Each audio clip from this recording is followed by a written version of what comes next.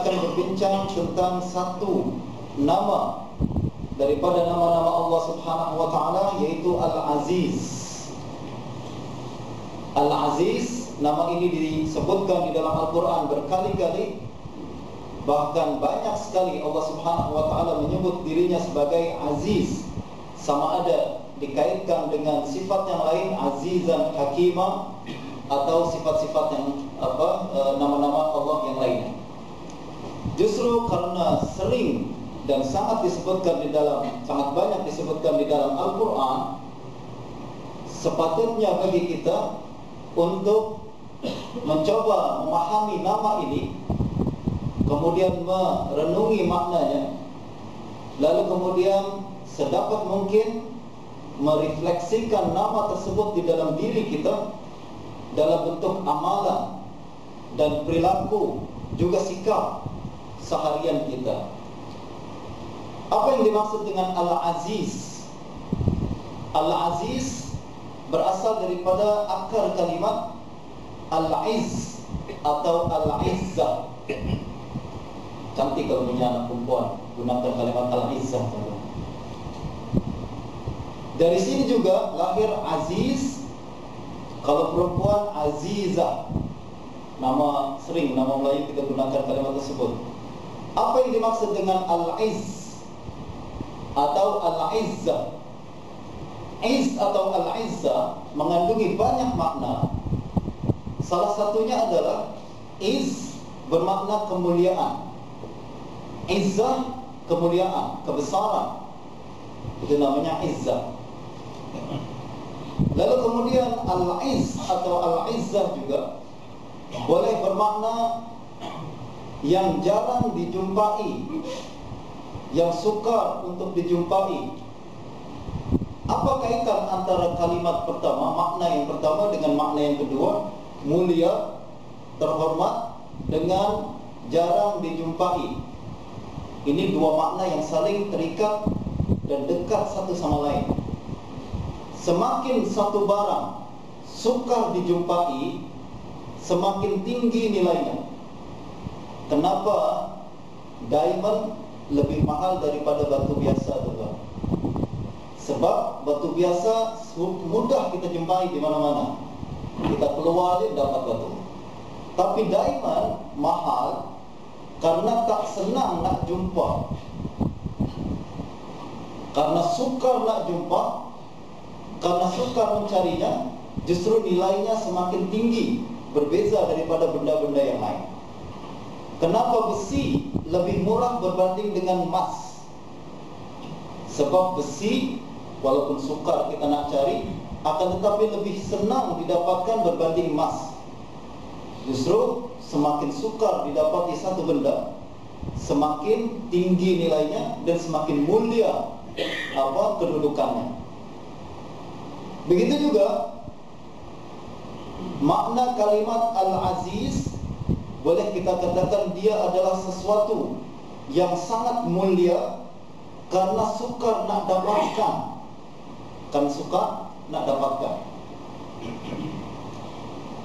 Allah Subhanahu wa taala Al-Aziz, kata Imam Al-Ghazali, huwal khatir alladhi yaqillu wujudu mislihi wa tashtaddu al-hajatu ilaih wa yas'abu al-wusulu ilaih. Apabila kita berbincang tentang kalimat Aziz, bagi nama Allah Subhanahu wa taala, maka apa sebenarnya yang dimaksudkan dengan kalimat ini? Allah Al-Aziz, wa kana Allahu azizan hakima. Allah Subhanahu wa taala sangat mulia, azizan. Mungkin ada tuan-tuan bertanya, Allah juga ada nama yang lain, yaitu Karim. Betul tuan-tuan? Karim pun boleh bermakna mulia. Apa beza antara Aziz yang mulia ni dengan Karim juga yang bermakna mulia juga? Perbezaannya adalah Aziz, Allah Subhanahu wa taala Al-Aziz, Allah Maha Mulia karena jarang dijumpai yang sepertinya. Bahkan tak ada sama sekali yang menyerupainya. Sementara Allah Subhanahu wa taala mulia, Al-Karim bermakna mulia, ini karena mulia sering memberi. mulia. Orang sering memberi pun tinggi derajatnya, semakin dicintai dan dihormati oleh orang lain. Mulia juga, tapi dalam sebab yang berbeza. Ada yang mulia karena dia adalah unik, dia adalah sesuatu yang jarang ada, akan tetapi sangat diperlukan. Ada lagi mulia karena dia sering memberi dan selalu dan sangat baik hati dan dermawan. Jadi beza dua kalimat ini, tuan-tuan. Nanti kita akan, kalau Allah panjangkan masa kita, umur kita, kalau Allah Subhanahu wa taala berikan kita kesempatan, kita akan coba berbincang tentang nama Allah Al-Karim pada kesempatan yang lain. Sekarang kita fokus dalam makna nama Allah Subhanahu wa taala Al-Aziz. Sekali lagi, dia berasal daripada kalimat izzah, yaitu mulia karena ia sangat unik, jarang dijumpai yang serupa dengannya. Dan bahkan Allah Subhanahu wa taala Al-Aziz maknanya adalah Allah yang maha mulia, karena bukan hanya jarang dijumpai, karena tak akan ada lagi yang sama dengannya.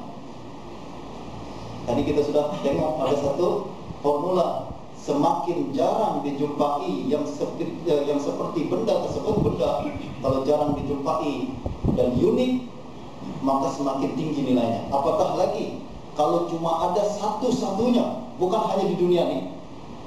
Kalau ada satu benda satu-satunya di dunia, semakin tinggi nilainya.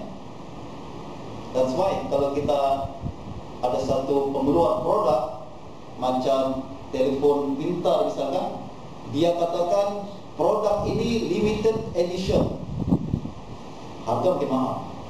Betul ke tak betul? Saya tak pernah beli iPhone. Kalau disebut limited edition, maknanya ini edisi terhad saja, maknanya susah nak jumpa, hanya bilangan tertentu saja ada. Kalau tak beli sekarang, lepaslah kesempatan awak. Kalau tak dapatkan yang bilangan ini, tak lagi, you tak akan pernah jumpa di mana-mana tempat. Hanya ada di limited edition, hanya ada di certain agent saja kita boleh dapat. Semakin tinggi nilainya, semakin orang ramai berbaris, beratur untuk dapatkan benda tersebut. iPhone keluar, dia katakan kami hanya keluarkan 1000 unit saja. Dan kalau nak beli pun kena datang ke HQ. Ingat orang tak nak datang, ternyata beratur sejak lepas sebelum subuh dia berbaris. Limited edition kan? Sebab yang terhad itulah semakin orang inginkan, yang terhad itulah semakin orang nak dapatkan. Apatah lagi apabila kita berkata sesuatu ini, benda ini hanya ada satu-satunya di atas muka bumi ini. Kalau haiwan yang limited edition juga, hewan dalam limited edition, hewan kalau cuma jarang kita jumpai, kita sebut dia sebagai haiwan eksotik kan, tuan-tuan. Eksotik dia. Nih, saya punya pet, orang-orang punya haiwan peliharaan berbentuk kucing, kita berbentuk dinosaur misalnya. Eksotik animal. Kita tak punya yang lain. Orang lain tak ada yang punya, saya seorang. Ini di dunia ni hanya saya seorang. Semakin tinggi nilai kita. Kita punya sesuatu yang macam ni, tuan-tuan. Saya yakin besok masuk dalam headline surat-surat kabar. Di dunia ini cuma sebulan saja menjadikan T-Rex sebagai haiwan peliharaan. Bisalah. Nah, semakin sikit bilangan sesuatu benda, maka semakin tinggi nilainya, dan demand pun semakin tinggi. Apabila kita berbincang tentang Allah Subhanahu wa taala, lalu Allah menyebut diri dan zatnya sebagai Al-Aziz, Al-Muhaiminul Aziz. Aku adalah zat yang Al-Aziz. Apa maknanya? Macam tadi, aku yang sangat mulia karena aku hanya satu-satunya, tak ada lagi yang sama dengan diriku. Laisa kamitslihi syai', tak ada seperti Allah Subhanahu wa taala sesuatu pun yang menyerupai dengannya. Walam yakul lahu kufuwan ahad, tak ada sesuatu pun yang sama dengannya. Jadi Allah lebih terhormat, lebih mulia, lebih diinginkan sepatutnya berbanding benda-benda yang lain. Sebab satu-satunya, bukan hanya di dunia, bahkan di alam semesta ini, dalam wujud, alam wujud ini, tak ada sesuatu yang lain selain yang serupa dengan Allah Subhanahu wa ta'ala. Kalau iPhone saja yang dia keluarkan unit dalam 3.000, 7.000, kita berbondong-bondong beratur untuk dapatkan, apatah lagi sepatutnya kalau Allah Subhanahu wa ta'ala yang satu-satunya, bukan hanya ada di atas muka bumi, tapi alam semesta, dari seluruh satu-satunya alam wujud, satu-satunya hanya ada Allah seorang saja, hanya Allah saja satu-satunya, maka sepatutnya tuan-tuan kita lebih lagi berharap untuk mendekatkan diri kita kepadanya. Apatah lagi Allah selain Aziz, Allah juga punya sifat-sifat mulia yang lain. Justru kata Imam Al-Ghazali, Al-Aziz adalah sesuatu yang memiliki 3 sifat paling kurang. Tiga perkara yang terdapat dalam kalimat ini paling kurang. Yang pertama, allazi yaqillu wujudu mislihi. Zat Allah Subhanahu wa ta'ala Al-Aziz adalah yang tak ada lagi yang serupa dengannya. Ini sifat yang pertama, tadi kita sudah bincang. Yang kedua, wa tashtaddul hajatu ilaih. Selain sangat sikit, bahkan tak ada lagi yang serupa dengannya, hajat dan keperluan manusia sangat memerlukannya.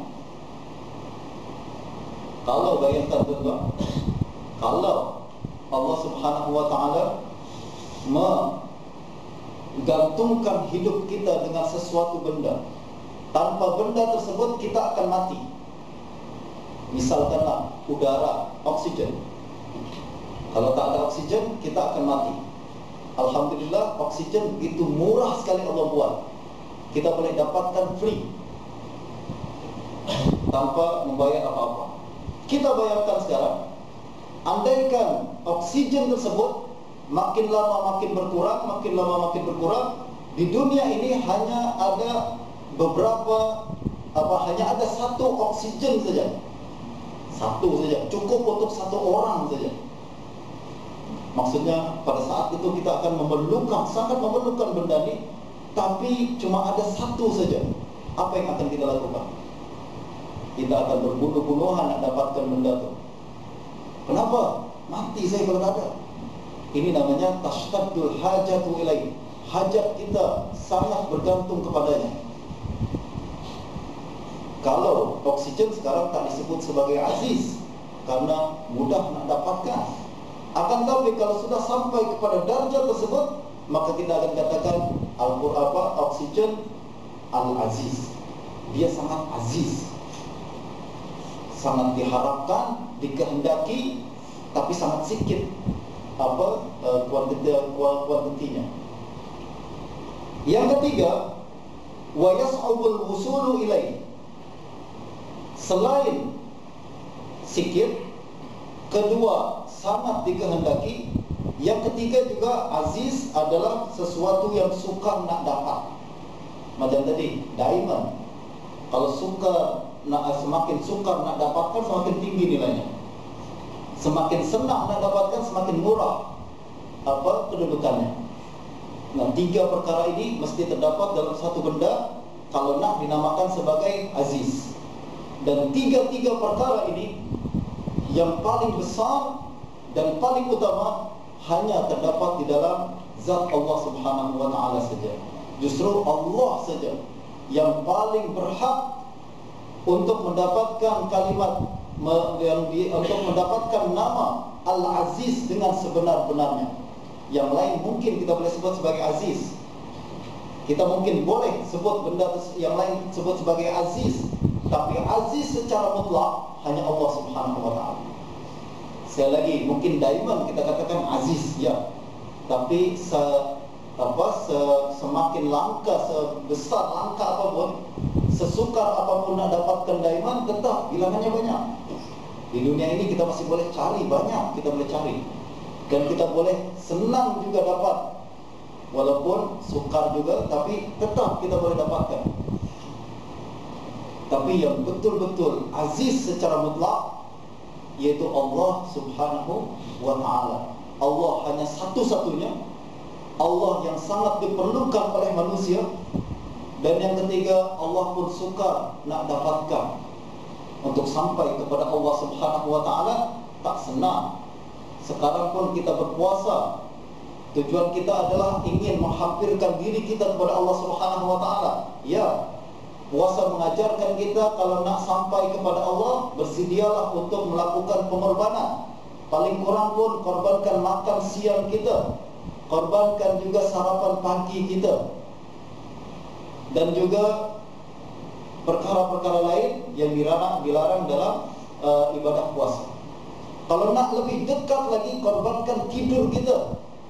Tengah malam kita bangun, ya kan? Nak sampai ke tempat senang ke? Nak dapat iPhone senang ke? Berbaris panjang. Nak dapat apa lagi? Dapat perkara lain senang ke? Tak, saham. Begitu juga apabila nak dapatkan Allah subhanahu wa ta'ala, cinta Allah subhanahu wa ta'ala, nak hampir kepada Allah subhanahu wa ta'ala yang aziz, ingat senang. Dekat kepada Allah subhanahu wa ta'ala memerlukan pengorbanan. Semakin kita berkorban, semakin Allah subhanahu wa ta'ala dekat dengan kita. Jangan harap kita boleh mendekat kepada Allah subhanahu wa ta'ala dengan cara memperturutkan hawa nafsu kita. Mustahil. Siapa nak memperturutkan hawa nafsu, sila follow hawa nafsu, tapi tak akan sampai kepada Allah Al-Aziz. Nak sampai kepada Allah subhanahu wa ta'ala, korban. Nak sampai kepada benda yang kita inginkan, yang hanya ada limited edition, bahkan kalau hanya satu-satunya di atas muka bumi ini, maka perjuangan untuk sampai kepadanya sangat sukar. Harganya pun lebih mahal. Belum lagi selain harga lebih mahal, kalau benda ini sangat diinginkan oleh orang ramai, kita pun kena ikut serta dalam auction. Ya kan? Ramai orang yang bid. Ingat senang kan? Nak dapatkan flat number kereta kita yang kita inginkan, tulis di situ I am boss. Kita pergi ke polis atau JPJ, senang nak dapat dia. Bid dulu, ramai orang nak juga. Kita kasih, okeylah saya bayar 1,000, ada orang tambah 2,000 pula. Okey, 3,000 ditambah 5,000. Semakin ramai yang inginkan benda tersebut, semakin kita memerlukan pengorbanan kita untuk mendapatkan benda itu. Jadi jelas tuan-tuan, inilah Allah subhanahu wa ta'ala Al-Aziz. Apabila Allah menyebut dirinya Al-Aziz, kana Allahu azizan hakima. Allah subhanahu wa ta'ala sangat aziz. Sekarang kita sudah terbayang, betul, Allah lah yang sebenar-benar Al-Aziz. Dia yang maha mulia, Dia yang maha unik satu-satunya, dan Dia yang maha dikehendaki oleh seluruh makhluknya. Tanpa Allah subhanahu wa ta'ala tak akan ada alam semesta ini. Tanpa bantuan Allah subhanahu wa ta'ala, kita tak akan boleh hidup di atas muka bumi ini. Justru sepatutnya, siapa yang ingin mendapatkan kemuliaan, maka dia mesti mendekat kepada yang maha mulia ini. Jelas tuan-tuan? Justru kata Imam Al-Qurtubi, karena Allah subhanahu wa ta'ala Al-Aziz, yang maha mulia, Allah juga yang maha memuliakan hambanya. Selain Allah Al-Aziz, Allah juga bernama Al-Mu'izz. Dalam salah satu Asmaul Husna juga kan, Al-Mu'izz, Al-Mu'izzul Mudhil. Allah yang mulia, pada masa yang sama juga Allah yang memuliakan. Siapa nak mendapatkan kemuliaan, maka mendekatlah kepada yang maha mulia, Allah subhanahu wa ta'ala. Kata Imam Al-Qurtubi, faman talaba al-izzata min Allah wa saddaqahu fi talabiha biftiqarin wa dhullin wa sukunin wa khudu'in wajadaha indahu insya'allah ghaira mamnu'atin wala mahjubatin bih. Siapa yang menginginkan kemuliaan, maka hendaklah ia menuju kepada Allah subhanahu wa ta'ala, meminta kepadanya dengan tawadhu, nak dapat kemuliaan, kita mesti minta kepada Allah dengan tawadhu. Nak mulia mesti tawadhu. Kalau Ustaz, nak mulia maknanya adalah kita nak ditinggikan. Nak dapat darjat yang tinggi, kita mesti tunduk terlebih dahulu. Untuk mendapat kemuliaan, kita mesti melalui jalan-jalan kehinaan terlebih dahulu. Ini berlaku menjadi formula di dalam dunia ini. Siapa nak menjadi orang pandai, waktu belajar dia mesti hinakan dirinya terlebih dahulu. Kalau dia nak pandai, tapi waktu belajar tak nak melakukan homework, tak nak melakukan homework, akan orang mulia. Pandai kan tuan? Guru suruh buat ni, tak akan pandai. Nak pandai, maka kita mesti nak sampai kepada darjat tinggi, kita mesti melalui darjat-darjat rendah terlebih dahulu. Nak sampai kepada kemuliaan, kita harus melalui jalan-jalan kehinaan terlebih dahulu. Begitu juga nak sampai kepada darjat tinggi dalam satu institution, sama ada syarikat atau sama ada apalagi institusi kerajaan, pertama kita mesti menghinakan diri kita sendiri, diri kita terlebih dahulu. Bagaimana caranya menghinakan itu? Saya nak mendapatkan darjat ini atau pos ini, jawatan ini. Pertama kita kena apply dulu teman-teman. Datang, submit dulu application kita submit. Lalu dipanggil kita untuk interview, ditanya dulu perkara, ya kan? Interview itu kan kita macam ditanya berbagai perkara kan. Di-submit dulu, hinanya aku submit. Nak sampai pada darjat tinggi kena hina dulu lah. Terlebih dahulu. Takkanlah terus saya nak jawatan itu terus. Awak sekarang CEO turun, aku ganti. Takkan begitu. Kena submit dulu pelan-pelan. Sampai pelan-pelan baru sampai pada darjat yang tinggi tersebut. Begitu juga siapa yang inginkan kemuliaan, hendaklah ia pergi kepada Allah Subhanahu wa taala yang Maha Mulia dengan cara menundukkan diri kita. Tawadhu kita terlebih dahulu kepada Allah Subhanahu wa taala. Tunjukkan bahwa kita betul-betul hina di hadapan Allah Subhanahu wa taala, betul-betul mengharapkan bantuan daripadanya. Semakin kita menghinakan diri, semakin Allah mengangkat darjat kita.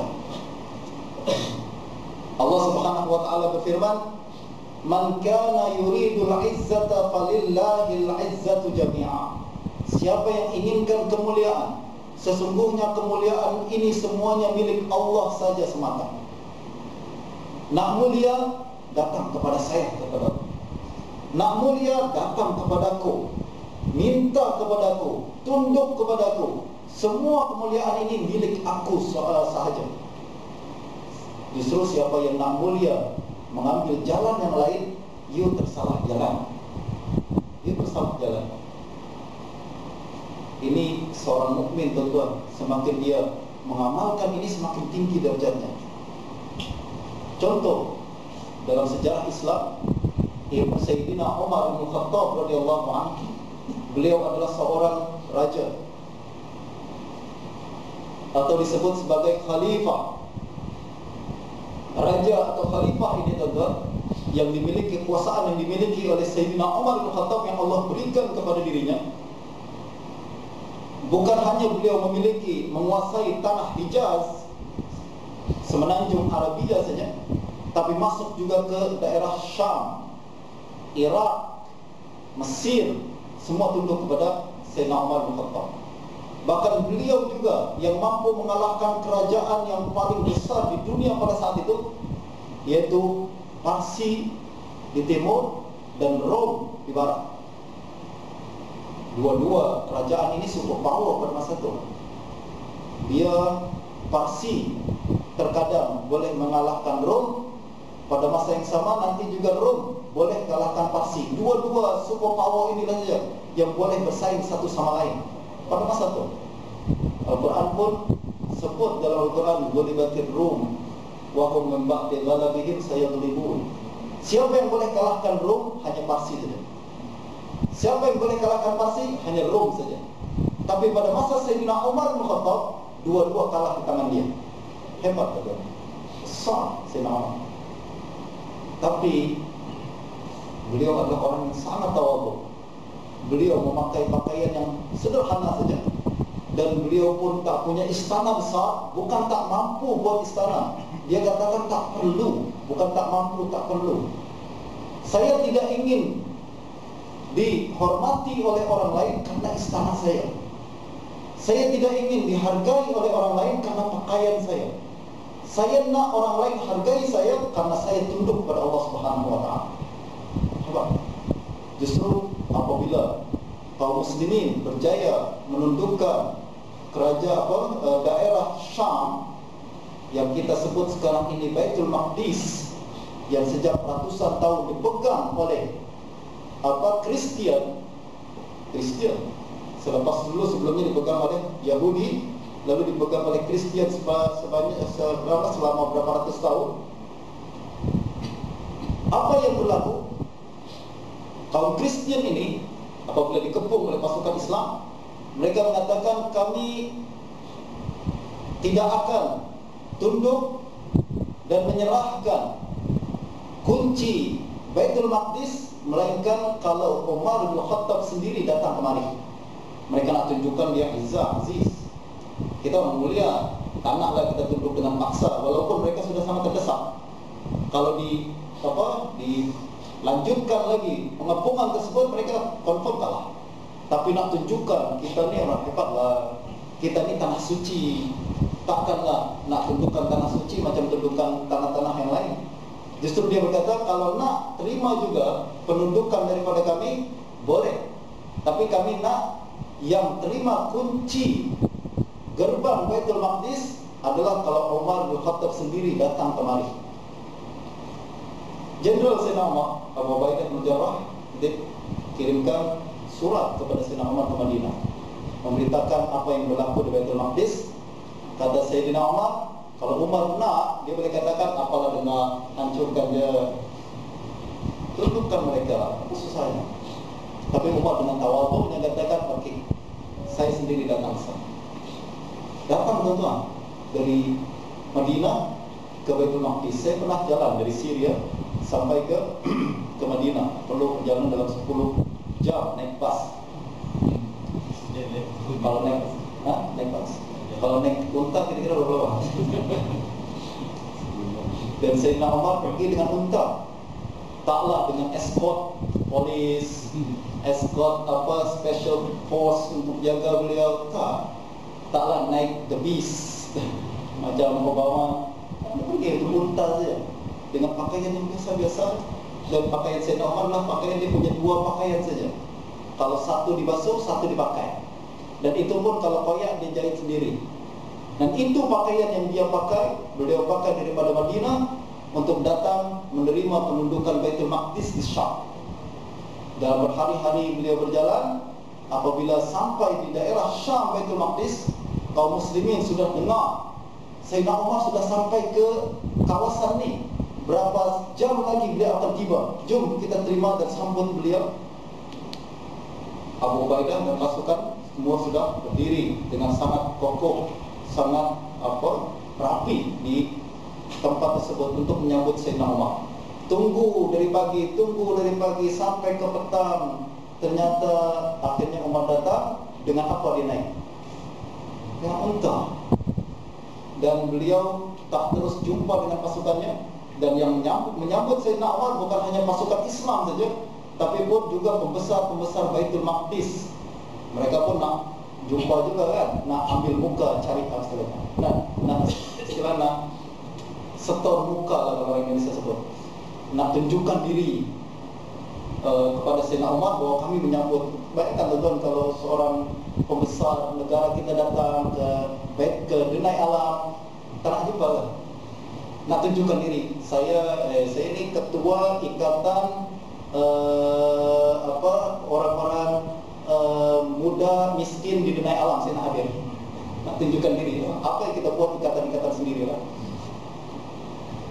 Kita hadirkan diri, nak menyambut Sayyidina Umar bin Khattab radhiyallahu anhu. Mereka datang, bukan hanya pasukan Islam dari sebelah sini, juga pembesar-pembesar Baitul Maqdis yang masih beragama Kristian datang juga. Mereka semua memakai pakaian yang paling indah yang mereka miliki. Betul lah. Mereka bayangkan Umar ni raja. Raja ni takkanlah kita sambut raja dengan baju lekeh kan. Kalau kesan yang paling bagus kita punya. Datang semua. Apabila ditunggu dan tiba, ternyata Umar datang dengan unta begitu saja. Lalu dia tengok orang sudah menyambut dia pun relax je, tak terus jumpa dia turun sekejap panas. Ada satu air oasis di sana. Beliau turun, buka khufnya, kasutnya, lalu dia celupkan kakinya terlebih dahulu di situ, sejukkan kaki. Bayangkan, Abu Ubaidah datang lalu katakan, Sayyidina Umar. Semua orang tak tengok lah. Janganlah buat macam ini. Kata Sayyidina Umar, Abu Ubaidah, "Lau kana ghairuka yaqulu hadza." Wahai Abu Ubaidah, kalau orang lain cakap macam gini saya masih boleh terima lah, tapi awak cakap macam ini. Kata Sayyidina Umar, "Nahnu qaumun a'azzana Allahu bil Islam." Kita ini adalah sekumpulan orang yang Allah muliakan karena Islam. Faman talaba al-izza bi ghairihi adallana Allah. Jika kita ingin mendapatkan kemuliaan dengan cara selain agama Islam, Allah akan hinakan kita. Sama Sayyidina Umar kata, kita jangan nak dimuliakan orang karena pakaian kita. Saya nak tanah orang lain hormati kita karena pakaian kita, pakaian menipu. Pakaian sebagus manapun, besok kita balik ke rumah, tetap kita adalah kita. Pakaian itu kita gantung saja. Tapi kita adalah iman di dalam hati kita. Kata Sayyidina Umar Khattab, kita adalah kaum yang Allah muliakan dengan Islam. Justru saya nak mulia karena Islam, nak besar karena Islam. Kalau kita mencari kemuliaan dengan selain Islam, Allah akan hinakan kita. Kita nak dihormati karena baju kita, Allah akan hinakan kita. Kalau kita nak dimuliakan dengan jawatan kita, Allah akan hinakan kita. Berapa lama kita pegang jawatan, tuan-tuan? Selagi kita pegang jawatan, orang senyum, cium tangan kita, ketawa-tawa, hormat kita. Besok kita turun, tak ada harga dia sama sekali. Itu yang disebut Sayyidina Umar. Kalau kita nak dihormati dengan benda yang lain, Allah akan hinakan kita. Kalau tak sekarang, besok. Kalau tak tahun ini, tahun hadapan. Kalau tak 10 tahun ini, 10 tahun akan datang. Kita nak mulia karena agama kita. Sebab agama ada di dalam diri kita sepanjang hidup kita. Jika kita terus berpegang dengan agama ini, selagi kita Muslim, selagi orang hormati kita. Ini Umar bin Khattab. Ada lagi sahabat Nabi Huzaifah bin Yaman. Huzaifah ini tuan-tuan adalah sahabat Nabi yang sangat mulia. Nabi sangat cinta kepada beliau. Dan Nabi juga pernah khaskan Huzaifah dengan satu ilmu yang tidak diberikan kepada orang lain, yaitu ilmu berkenaan dengan kaum munafikin. Hanya Huzaifah tahu siapa munafik, siapa bukan munafik. Bahkan Sayyidina Umar pun tak tahu siapa yang munafik, tak munafik. Bahkan beliau menuduh diri beliau sendiri, khawatir, bimbang, jangan-jangan saya termasuk munafikin. Sebab tak tahu saya siapa munafik, tak munafik. Justru dia datang kepada Huzaifah, dia tanya, Huzaifah, saya munafik ke tak? Masya Allah, tawaduknya Sayyidina Umar. Kalau saya confirm Muslim, saya munafik. No way saya munafik. Kalau Sayyidina Umar, mungkin saya munafik. Justru tanya kepada Huzaifah yang lebih tahu berkenaan dengan sifat-sifat munafikin. Lalu Huzaifah katakan, tak, awak bukan munafik. Nah, satu ketika kaum muslimin Sa'ad ibn Abi Waqqas dan sahabat-sahabatnya berjaya menundukkan Parsi. Tadi kita katakan Parsi adalah super power pada saat itu, yang sangat besar kerajaan dan sangat kaya, sebab dia berkuasa ribuan tahun di dunia sebelah timur, Irak dan seterusnya. Dia lalu kemudian ditundukkan oleh Sa'ad ibn Abi Waqqas. Lalu mereka menunggu keputusan Sayyidina Umar, siapa yang akan ditunjuk sebagai governor atau menteri besar untuk daerah kawasan yang baru ini. Tunggu. Akhirnya tiba surat daripada Umar bin Khattab di Madinah, saya tunjuk Huzaifah bin Yaman sebagai amir di tempat tersebut dan saya suruh semua orang untuk taat dan patuh kepadanya. Para sahabat pun heran sebenarnya, kenapa Sayyidina Umar suruh taat dan patuh kepada Huzaifah? Biasanya surat Umar tegas, taat dan patuh kepada pegawai saya selagi dia masih ikut perintah Al-Quran dan Sunnah dan ikut perintah kerajaan Umar bin Khattab. Tapi ini taat dan patuh kepadanya mutlak saja. Maknanya ini orang besar nih, besar. Apabila terima surat ni, Huzaifah, okey, ini pemimpin kita, kata kaum muslimin. Dan orang-orang Parsi juga yang baru saja ditundukkan oleh pasukan Islam pun, sekali lagi macam tadi, mereka nak tunjuk muka juga, nak apa istilahnya, tunjuk muka, nak dapatkan juga kedudukan di sisi Huzaifah. Mereka adalah dahatin atau dehqan. Dehqan ni adalah tuan-tuan, adalah pembesar-pembesar yang sangat terhormat dulu di masa kerajaan Parsi. Mereka orang-orang kaya, mereka perhiasan emas dan perak ni biasa saja, belian dan lain-lain biasa saja.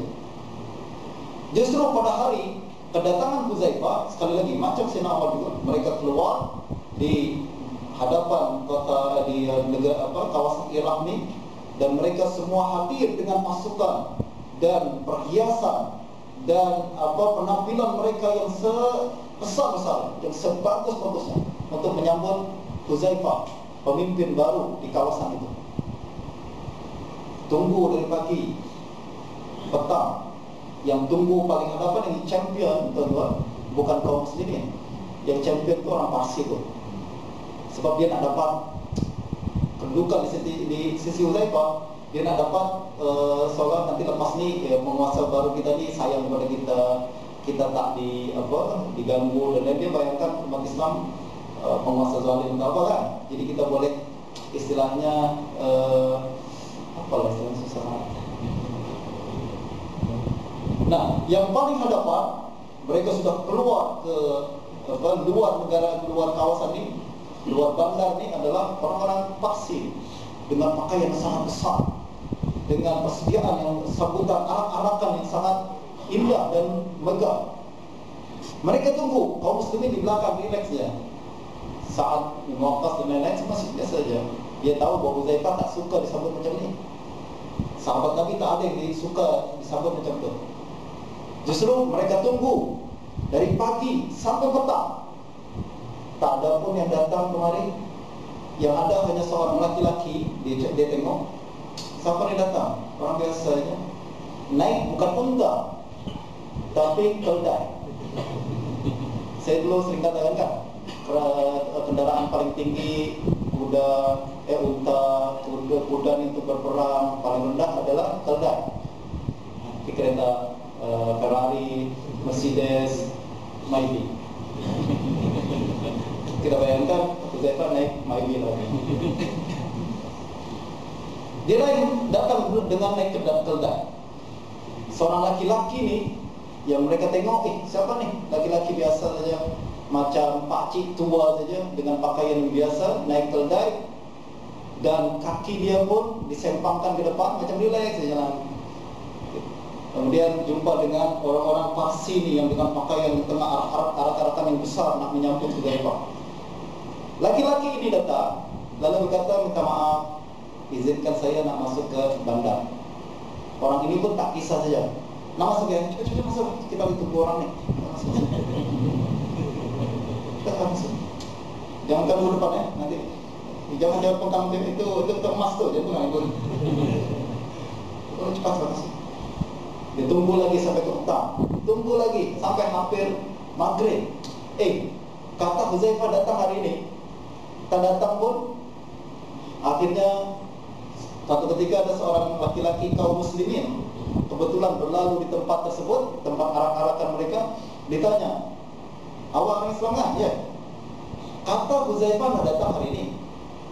Datang kata datangnya. Huzaifah dah datang dari tengah hari tadi lah. Huzaifah dah datang, iya. Mana satu, tak ada pun orang datang. Itu yang naik keldai itu. Yang naik keldai kan itu. La ilaha illallah. Ini pasti dibaca. Dia kata, itu dia. kami semua berlarian masuk ke bandar nak jumpa Huzaifah dan minta maaf. Dia katakan, minta maaf lah, kami tak kenal, kami tak tahu. Kata Huzaifah, biasa. Awak tengok apa orang muliakan dengan semua orang mulia hanya karena pakaian saja. Tapi kita ni Muslim bukan karena pakaiannya, bukan karena kendaraannya, tapi karena iman kita. Iman inilah yang boleh mengalahkan Rom, iman inilah yang boleh kalahkan Parsi. Nah, kita kembali kepada Al-Aziz. Kata Imam Al-Qurtubi, siapa nak mulia, minta kepada Allah. Jangan minta kepada benda-benda yang lain. Siapa yang minta kemuliaan daripada benda-benda yang lain, maka Allah akan hinakan dia. Lambat laun, kalau tak sekarang nanti mesti dia hina. Faman talabaha min ghairillah waqalahu Allahu ila man talabaha indah. Siapa yang menuntut kemuliaan daripada benda-benda yang lain, maka Allah akan serahkan dia kepadanya. Perkara yang kedua, tuan-tuan, kalau kita mengenali dan sudah memahami kalimat Al-Aziz, Allah Subhanahu wa taala Al-Aziz, pada masa yang sama juga selain kita mesti menghendaki meminta kemuliaan daripada Allah, yang kedua adalah kata Imam Al-Qurtubi, wa 'alaika aidan an tatazallal li awliyaihi wa ahli ta'atihi wa la ta'taz 'alaihim fa bidzalika amara Allah nabiyya. Kita juga dituntut untuk tidak membanggakan diri kita kepada wali-wali Allah Subhanahu wa taala. Selain kita mengharapkan kemuliaan daripada Allah, jangan kita menunjukkan kemuliaan kita. Maksudnya kita nak membanggakan diri kita di hadapan wali-wali Allah Subhanahu wa taala. Sebaliknya kita mesti tunduk, kita mesti tawaduk pada mereka. Sebab aziz, izzah milik Allah semua. Izzah juga milik Rasulullah, izzah juga milik kaum mukminin. Mereka ini orang mulia, jangan kita hinakan mereka. Ini yang kemudian diperintahkan oleh Allah Subhanahu wa taala kepada Nabi, baginda Nabi sallallahu alaihi wasallam. Allah berfirman, "Wahfid janahaka lil mu'minin." Wahai Muhammad, tundukkan dirimu kepada kaum mukminin. Awak nabi, tapi tawaduklah kepada kaum mukminin. Nabi disuruh tawaduk. Kita bukan nabi nak sombong-sombong. Apa yang nak sombongkan? Kemuliaan simpan. Semakin kita tunduk kepada kaum mukminin, semakin mulia kita. Semakin kita membanggakan diri kita kepada kaum mukminin, semakin rendah kita. Allah pun suruh nabinya, waqfid janahaka lil mu'minin. Dan salah satu sifat kaum mukminin yang dipuji oleh Allah Subhanahu wa taala dalam Al-Qur'an adalah tunduk dan tawaduk kepada sesama kaum mukminin. Antara lain dalam surah Al-Maidah ayat ke-54. Allah Subhanahu wa taala berfirman, "Ya ayyuhalladzina amanu, man yartadda minkum 'an dinihi, fasawfa ya'tillahu biqaumin yuhibbuhum wa yuhibbuna, adillatan 'alal mu'minin, a'izzatan 'alal kafirin." Wahai orang-orang yang beriman, siapa yang murtad daripada kamu, Allah katakan, awak nak murtad tak bisa, Allah tak rugi. Yang rugi awak sendiri. Sekarang ni dah ada ikatan murtad Malaysia, ada ikatan murtad Singapura. Allah tak rugi, you yang rugi. Allah tak hina karena awak murtad, awak yang hina. Islam tak akan lemah kalau awak murtad, awak yang lemah. Kita bukan marah kepada mereka, kita kasihan kepada mereka. Kasihan kepada awak. Ya ayyuhalladzina amanu, man yartadda minkum 'an dinihi, siapa yang murtad kamu daripada agama Islam ini, Allah tak rugi. Fasawfa ya'tillahu biqaumin yuhibbuhum wa yuhibbuna. Allah akan ganti nanti satu generasi. Kalau awak semua murtad pun tak apa, Allah akan datangkan satu kumpulan manusia yang baru yang cinta kepada Allah dan Allah cinta kepada mereka. Awak nak murtad satu bangsa pun Allah tak rugi. Allah akan ganti nanti dengan satu generasi yang seperti ini, yang cinta kepada Allah dan Allah cinta kepada mereka. Azillatan 'alal mu'minin. Sifat-sifat mereka adalah semakin selain cinta kepada Allah dan dicintai oleh mereka, mereka juga sangat tawadu kepada sesama kaum mukminin. Azillatan 'alal mu'minin. Mereka sangat tawadu kepada sesama kaum mukminin. A'izzatan 'alal kafirin. Pada masa yang sama mereka sangat aziz, sangat mulia di hadapan orang kafir. Di hadapan orang kafir mereka mulia, tunjukkan bahwa kita mulia, kita tak hina. Tapi kepada kaum mukminin kita tunduk dan tawaduk kepada mereka. Kita sekarang berbalik, tawaduk kepada orang bukan Islam, tapi menyombongkan diri kepada kaum muslimin sendiri. Ini berbeza dengan apa yang Allah kehendaki. Dan ini yang kemudian Imam Qurtubi katakan, selain kita mengenali, setelah kita mengenali nama Allah Subhanahu wa taala Al-Aziz, kita juga dituntut untuk a'izzah 'alal kafirin. Tunjukkan bahwa kita mulia. Kita bukan hina kalau kita berhubung dengan orang-orang yang bukan Islam, tapi kepada orang Islam kita tawadu, kita tunduk, dan kita menunjukkan kasih sayang. Sebab kalau kita tunjuk kesombongan kita kepada sesama kaum muslimin, tak ada orang suka kita. Dan ini juga akan menyebabkan perpecahan dalam satu masyarakat. Dan ini adalah setiap manusia, kaum mukminin adalah wali Allah Subhanahu wa taala. Wali, konsep ini sekali lagi bukanlah wali Allah mestilah yang boleh terbang di langit dan jalan di air, akan tapi wali Allah ada setiap kaum mukminin. Allahu waliyul ladzina amanu. Allah wali bagi seluruh kaum mukminin. Juga kaum mukminin adalah wali Allah Subhanahu wa taala. Dalam nasihat yang diberikan oleh para ulama, la tahqiranna minal ma'rufi syai'an asa fihi ridallah. Jangan pernah kita meremehkan ketaatan sekecil apapun, ibadah sekecil-kecilnya pun jangan kita remehkan. Kita ini ibadah kecil lah, saya tak nak buat. Saya nak buat ibadah yang besar-besar saja. Tak, jangan remehkan ibadah sekecil apapun, sebab siapa tahu di situ ada ridha Allah Subhanahu wa taala. Dan jangan remehkan maksiat sekecil apapun, sebab siapa tahu di situ terdapat murka Allah Subhanahu wa taala. Dan jangan hina manusia serendah apapun, sebab siapa tahu dia adalah wali Allah Subhanahu wa taala. Jadi kita kena husnuzon pada semua orang. Tengok siapa yang di depan mata kita. Kadang kita menganggap hina orang-orang yang membersihkan kereta kita di gas station kita, atau orang yang memotong rumput untuk kita. Mereka siapa tahu dia adalah wali Allah Subhanahu wa taala. Mereka mungkin malah lebih baik daripada kita 100 kali. Jangan hina, sebab mereka mulia. Kemuliaan adalah diukur dengan kedekatannya dengan yang maha mulia. Kalau kita jauh daripada Allah, maknanya kita hina di sisi Allah, dia lebih mulia. Nah inilah tuan-tuan, Al-Aziz, Allah Subhanahu wa taala Al-Aziz, dan bagaimana kita reflect sifat tersebut di dalam sikap dan keseharian kita. Dan terakhir lagi, sebelum kita bersurai dan bersarapan bersama-sama,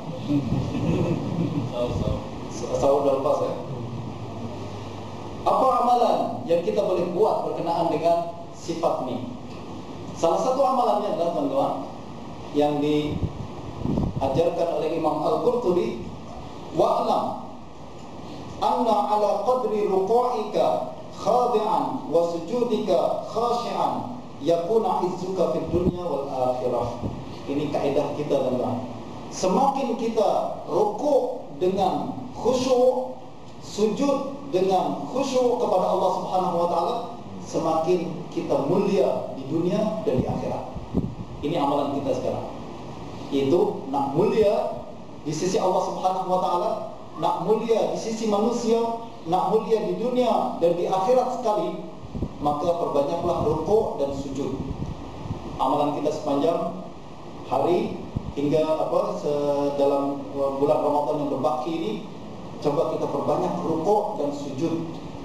Ada sebagian manusia, mereka mulia hanya di dunia saja, di akhirat hina. Ada yang hina di akhirat, ada yang mulia di akhirat, di dunia hina. Tapi kita nak mulia di dunia, mulia di akhirat. Bagaimana caranya? Sujud, rukuk dengan khusyuk kepada Allah Subhanahu wa taala yang maha mulia. Kata dalam sebuah hadis diriwayatkan dari oleh Imam Muslim daripada Sayyidina Rabi'ah bin Ka'ab Al-Aslami. Kata Nabi, kata Rabi'ah bin Ka'ab ni, suatu ketika beliau berkhidmat kepada baginda Nabi sallallahu alaihi wasallam. Nabi nak berwudu diambilkan air, Nabi nak pergi ke mana selipar disiapkan, nak lakukan apa beliau khidmat kepada Nabi dengan sangat khidmat yang sangat tinggi sekali, first class treatment diberikan kepada baginda Nabi sallallahu alaihi wasallam. Nabi pun impress dengan perlakuan seperti ini. Nabi lalu katakan, "Sal, mintalah sesuatu kepada saya." Sedar kalau kita dibayangkan, kita ditawarkan gitu dengan Nabi, mintalah sama saya, apa yang awak minta sekarang. Kira-kira kita minta apa? Nanti saya sebenarnya adalah lama sangat nak punya kereta BMW. Mana tak pandai. Nabi boleh bagi yang lebih banyak, awak minta yang sedikit. Justru Rabi'ah yang pandai ini, beliau katakan, Nabi tawarkan saya untuk minta apa kira-kira.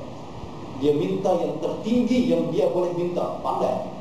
Dia katakan, as'aluka murafaqataka fil jannah. Saya minta satu saja Rasulullah. Saya nak jadi jiran Tuhan di surga, boleh tak? Pandai. Bukan cuma setakat masuk surga, tapi nak jiran Nabi. Nabi tentulah di surga paling tinggi. Kalau kita, ya Allah masuk surga tepi-tepi pun tak apalah. Tepi-tepi sikit sangat nak minta yang paling tinggi. Allah Maha Pemurah, minta yang paling besar daripada Allah Subhanahu wa taala. Rabi'ah berkata, as'aluka murafaqataka fil jannah. Saya minta jadi jiran Tuhan nanti di surga, baginda di surga. Kata Nabi, fa'inni ala nafsika bi kasrati sujud. Kalau nak sampai ke derajat yang sangat tinggi dan mulia ini, boleh saya berikan, tapi bantu saya dengan memperbanyak sujud. Tengok. Kalau nak sampai ke derajat yang mulia dan tinggi ini di akhirat, boleh perbanyakkan sujud. Ya, semakin kita banyak sujud, semakin sujud kita berkualiti. Sujud kita mesti sujud kualiti, teman-teman. Ada orang sujud terus tidur terus awalnya. Sujud ada bangun kali ini sujud tak berkualiti. Hebatnya dia sujud panjang. Kualitinya bagus. Kita bukan nak kuantiti saja, tapi kualiti. Sujud kita berkualiti, yaitu sujud yang diiringi dengan sifat dan perasaan tawadhu dan khusyuk kepada Allah Subhanahu wa taala. Justru nanti saya bagi amalan yang lain, yaitu apa yang mesti dibaca di dalam sujud itu. Apa yang mesti dibaca dalam sujud tersebut. Dalam hadis yang lain diriwayatkan oleh Imam At-Tirmizi daripada Ma'dan bin Talhah Al-Ya'muri. Beliau berkata, satu ketika saya berjumpa dengan Thauban. Thauban adalah maula Rasulullah sallallahu alaihi wasallam. Beliau adalah hamba, bekas hamba milik baginda Nabi sallallahu alaihi wasallam. Jadi hamba ini bukan saja sahabat Nabi, tapi sangat dekat dengan Nabi sallallahu alaihi wasallam. Jadi hamba Nabi pun terhormat. Tengok, hamba Nabi pun terhormat. Apatah lagi jadi sahabat Nabi sallallahu alaihi wasallam yang sangat dekat dengannya. Apabila Ma'dan berjumpa dengan Thauban, beliau lalu berkata, ini sahabat Nabi nih, kita gunakan kesempatan ini. Dia katakan, dullani ala amalin yanfa'uni Allahu bihi wa yudkhiluni al-jannah. Wahai sahabat Nabi, tolonglah bagi saya satu amalan. Tengok, sahabat tabi'in pun minta amalan. Justru kita setiap minggu bagi amalan kan? Bagi saya satu amalan yang kalau saya lakukan, maka saya akan bermanfaat. Amalan itu akan bermanfaat untuk diri saya dan dapat memasukkan saya ke surga. Minta amalan macam itu Ustaz, berdua. Minta amalan Ustaz. Amalan nak mudah jodoh macam mana? Amalan nak rezeki Ustaz. Nak dapat projek ni macam mana amalan Ustaz? Nak anak besar IPSR. Bukan tak boleh sekarang. Tapi yang diminta oleh para tabi'in, ulama dulu adalah minta amalan yang boleh bawa saya ke surga. Lebih tinggi lagi derajat yang diminta oleh mereka. Apabila Thauban diminta perkara tersebut, beliau terdiam. Lalu kemudian beliau bercakap, alaika bisujud. Nak dapatkan amalan yang boleh bawa ke surga, banyak-banyak sujud. Banyak-banyak sujud. Fa inni sami'tu Rasulullah sallallahu alaihi wasallam yaqul, sebab saya pernah mendengar Rasulullah pernah bersabda, ma min 'abdin yasjudu lillahi sajdatan illa rafa'ahu Allahu biha darajah. setiap kali seorang hamba muslim bersujud, Allah angkat satu derajat untuknya. Semakin banyak bersujud, semakin tinggi derajatnya. Tinggi derajat maknanya semakin mulia dia di sisi Allah Subhanahu wa taala, dan semakin mulia dia kedudukannya di dunia dan kedudukannya juga di akhirat.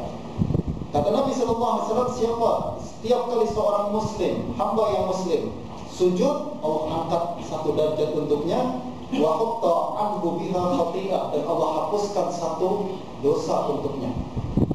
Sebab yang membuat kita hina adalah dosa. Yang membuat kita terpuruk dalam kehinaan tidak lain tidak bukanlah dosa kita. Justru dengan sujud dosa kita berkurang, derajat kita bertambah tinggi. Boleh dalam kita amalkan nih.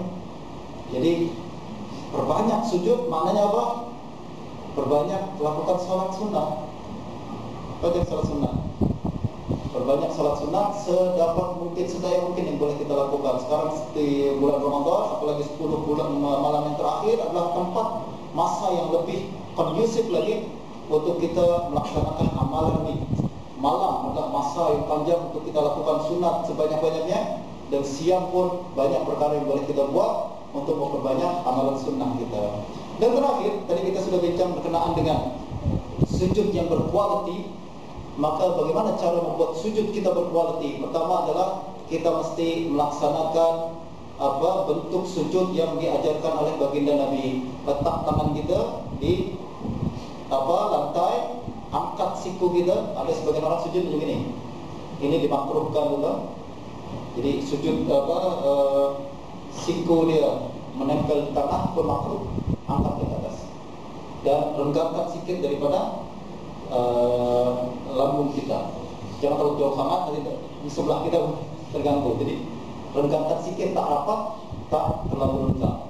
Lalu letakkan dahi kita di tanah, hidung kita pun menyentuh tanah.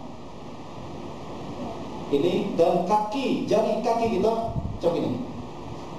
Kalau macam ini pun dilarang oleh para ulama. Jadi macam ini. Lalu lutut kita pun seperti itu juga, menyentuh tanah. Ini adalah sujud yang paling sempurna dari bentuknya. Lalu kemudian zikir yang kita baca paling kurang adalah Subhana Rabbiyal A'la 3 kali. Ini paling kurang. Tapi bagi kita inilah paling maksimal kan. Itulah paling panjang kita boleh buat. Sebenarnya itu paling kurang. Yang lebih banyak lagi, lebih panjang lagi, ada berapa bacaan yang mungkin boleh kita baca. Yang pertama adalah sebuah hadis riwayat Imam Muslim daripada Sayyidina Ali radhiyallahu anhu, bahwa Rasulullah sallallahu alaihi wasallam apabila sujud, baginda mengucapkan, Allahumma laka sajadtu wa bika amantu wa laka aslamtu, sajada wajhi lilladzi khalaqahu wa sawwarahu wa syaqqa sam'ahu wa basarahu, tabarakallahu ahsanul khaliqin. Nanti nak dapatkan bacaan ini, ada Haji Karim buat message kita di WhatsApp. Apa doa ini? Allahumma laka sajadtu. Jadi ketika kita sujud, kita bukan hanya tubuh kita sujud, hati kita pun sujud. Ucapan kita melambangkan apa yang kita lakukan di dalam hati tersebut, yaitu kita ucapkan kepada Allah, Allahumma laka sajadtu, ya Allah, untukmu aku bersujud. Jadi saya sujud kepada yang lain nih, ya Allah, tak ada satu kali pun saya sujud kepada selain Engkau. Manusia saya sujud, minta maaf. Sorry, saya aziz, mulia. Saya tak akan tunduk kepada mana-mana selain Allah Subhanahu wa taala. Justru hanya kepadamu aku bersujud. Tengok tinggi tu kan? Sangat tinggi. Laka sajadtu wa bika amantu, hanya kepadamu aku beriman. Saya beriman, apa yang engkau katakan saya percaya, apa yang engkau janjikan saya nak, apa yang engkau ancam saya tinggalkan. Wa bika amantu wa laka aslamtu, aku serahkan diriku sepenuhnya padamu. Apa yang engkau tentukan saya ridha, menyerah kepada Allah Subhanahu wa taala. Sajada wajhi lilladzi khalaqahu, wajah saya ni sujud kepada zat yang telah menciptakannya. memang sudah sangat patut wajah kita sujud kepada Allah. Patut sangat. Sebab Allah yang ciptakan kita, Allah yang buat kita. Kalau kita tak nak sujud kepada Allah, nak sujud kepada siapa lagi? Dan merupakan satu kesombongan yang sangat besar apabila kepada Allah pun kita tak nak sujud. Sombong. Dan sepatutnya memang kita sombong kepada selain Allah Subhanahu wa taala. Dalam sombong selain Allah, maksudnya kita rasa aziz kepada selain Allah, tapi tunduk kepada Allah saja yang Maha Aziz. Sajada wajhi lilladzi khalaqahu, wajahku ini sujud kepada zat yang telah menciptakannya. Wa sawwarahu, yang telah membentuknya. Wajah kita ini Allah yang bentuk.